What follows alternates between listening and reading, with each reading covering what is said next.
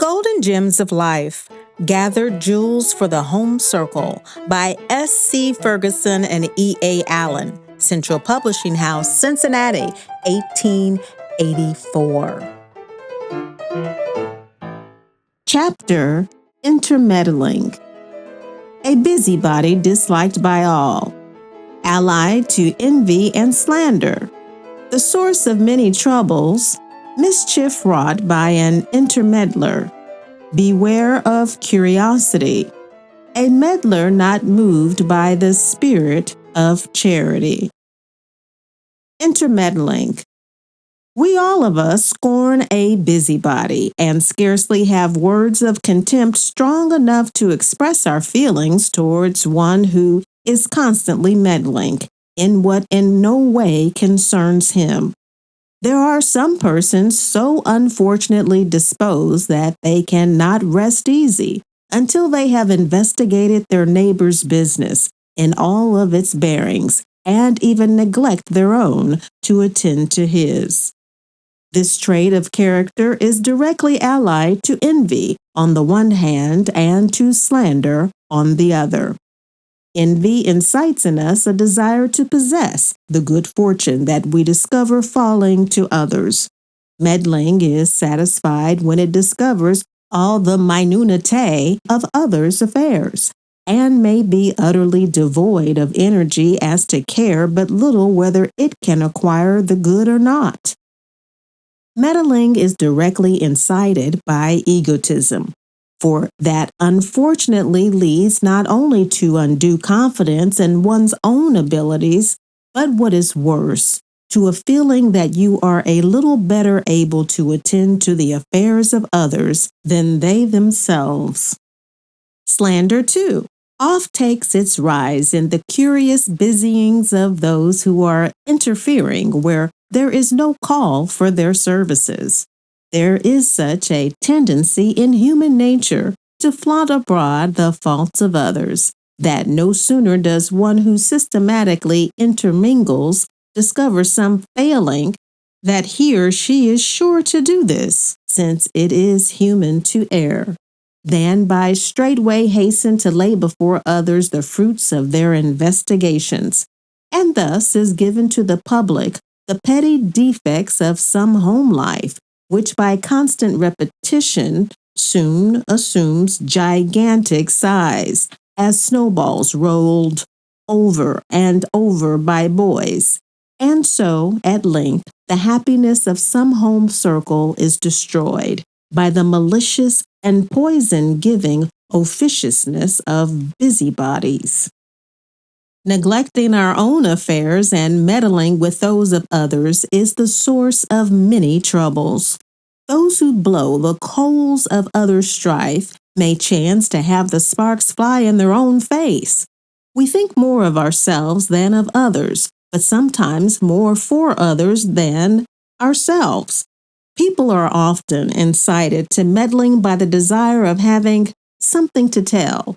But if you notice, they are but narrow-minded and ignorant people who talk about persons and not things. Mere gossip is always a personal confession, either of malice or of imbecility, and the refined should not only shun it, but by the most thorough culture relieve themselves of all temptation to indulge in it. It is a low, frivolous, and too often a dirty business. There are neighborhoods in which it rages like a pest. Churches are split in pieces by it. Neighbors are made enemies by it for life. In many persons, it degenerates into a chronic disease, which is practically incurable. Be on your guard against contracting so pernicious a habit. A person who constantly meddles means to do harm and is not sorry to find he has succeeded. He is a treacherous supplanter and underminer of the peace of all families and societies. This being a maxim of unfailing truth, that nobody ever pries into another man's concerns, but with a design to do or to be able to do him a mischief. His tongue, like the tails of Samson's foxes, carries firebrands and is enough to set the whole field of the world in a flame. To meddle with another's privileges and prerogatives is vexatious. To meddle with his interests is injurious. To meddle with his good name unites and aggravates both evils. There is perhaps not a more odious character in the world than a go-between, by which we mean the creature who carries to the ear of one neighbor every injurious observation that happens to drop from the mouth of another.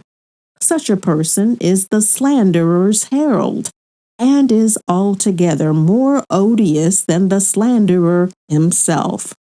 By this vile officiousness, he makes that poison effective, which else would be inert.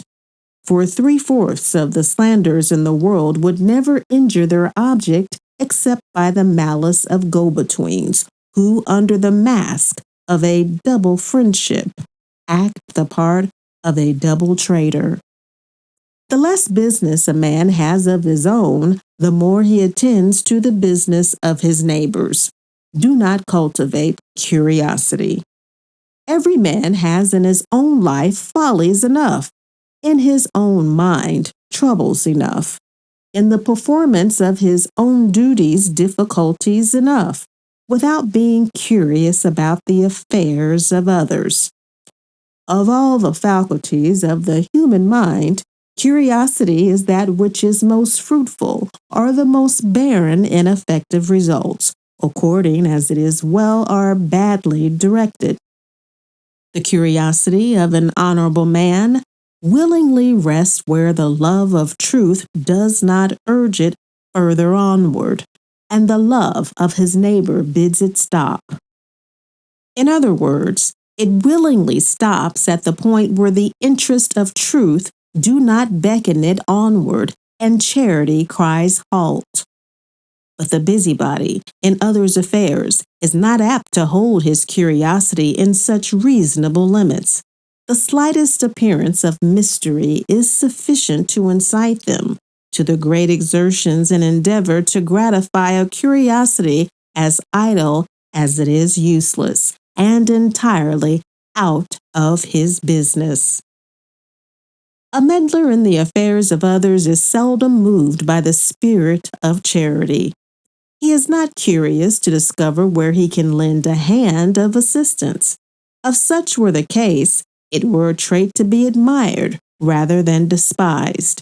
But allied as it is to envy and slander, to idle curiosity and inquisitiveness, it can but be detested by all honest seekers for others' good, and shunned by the truly enlightened and refined. And if one were to be honored and respected, he will strive to be as free from the spirit of meddling as possible. He will relegate that to the low and frivolous, and respect himself too highly to be classed among them.